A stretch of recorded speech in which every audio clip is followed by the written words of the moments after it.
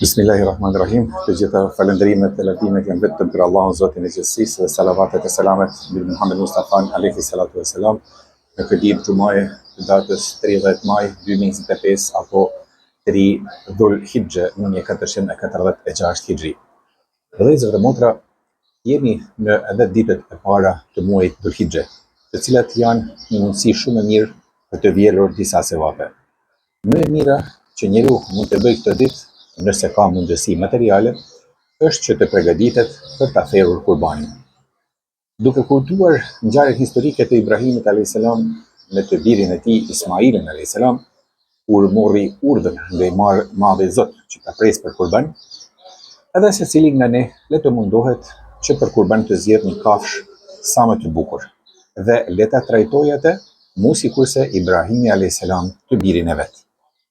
Kush nuk ka mundësi ta presë tek shtëpia e vet, le ta shikojmë mundësinë më të mirë që të kryejë këtë akt të devotshmërisë me të cilën do të afrohet tek i madhi Allah subhanahu wa taala, edhe pse ai fizikisht pak i dhimbshëm.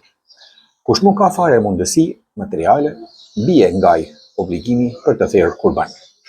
Të tillët, por edhe të gjithë ne të cilët nuk jemi në haxh, le të përgatitemi të agjërojmë ditën më të mirë të vitit, ditën e Arefatit, e cila këtë vit i bie të jetë javën e ardhshme, ditën e njëjtë me datë 5 qershor 2025. Kurse atyre që tashmë gjenden në vendet më të mira, në vendin më të mirë, në Mekë e rrethinën e saj të bekuar, në Arefat, në Mina, Muzdelife, në Xhemerate, i urojmë shëndet, haxh të lehtë dhe të pranuar, përpjekje të shpërblyera dhe mëkate të falura. I porosisim ata që përveç tjerëve të mos na harrojnë të na përmendin edhe të gjithë neve të tjerëve në duat e tyre. Thuhet në Kur'an, bëni mirë sepse Zoti i do ato që janë bamirësa. Një ditë dimri, një grua po udhëtonte e vetme me automobilin e saj dhe teksa po kalonte nëpër një pjesë jo të banuar, i prishet automobili dhe mbetet në mes të rrugës. Me që nuk dinte vetë ta riparonte atë, priti derisa aty pari kaloi një automobil të cilin po e voziste një djaloshiri. Në fillim, ajo u friksua se mos ishte ndonjë vagabond, por pasi se ai ndaloi dhe me butësi i ofroi ndihmë, ajo u qetësua. I riu vërtet arriti që t'ja rregullonte automobilin. Dhe para se të ndaheshin, ajo e pyeti: "Sa të detyrohem të lutem?" Djali i tha: "Më quajnë Adem dhe nuk dua asgjë nga ju. Gjithçka që kërkoj është që ju, nëse e shihni ndonjë njeri në nevojë, thjesht ndihmojeni sa të mundeni." Dhe u largua. Zonja në fjalë vazhdoi udhëtimin e saj dhe ndaloi tek restoranti i parë që të pushonte. Aty e shërbeu një vajzë e re, e cila ishte shtatzën. Bile dukej se ishte në muajin e fundit, mu paralindjes.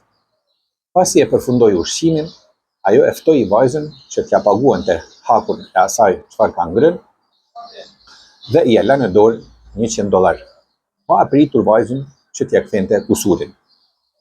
Vajza e re, kur u kthye pranë tavolinës së zonjës në fjalë që t'ja kthente asaj kusurin, vrejti që ajo kishte ikur pa apritur kusurin.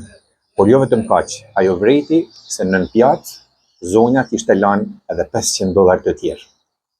E gëzuar pa mas, sepse me atë shumë do ta kursente veten nga puna ditët e fundit të shtatzanisë, ajo u kthye në shtëpi. Në derë e priti i shoqi.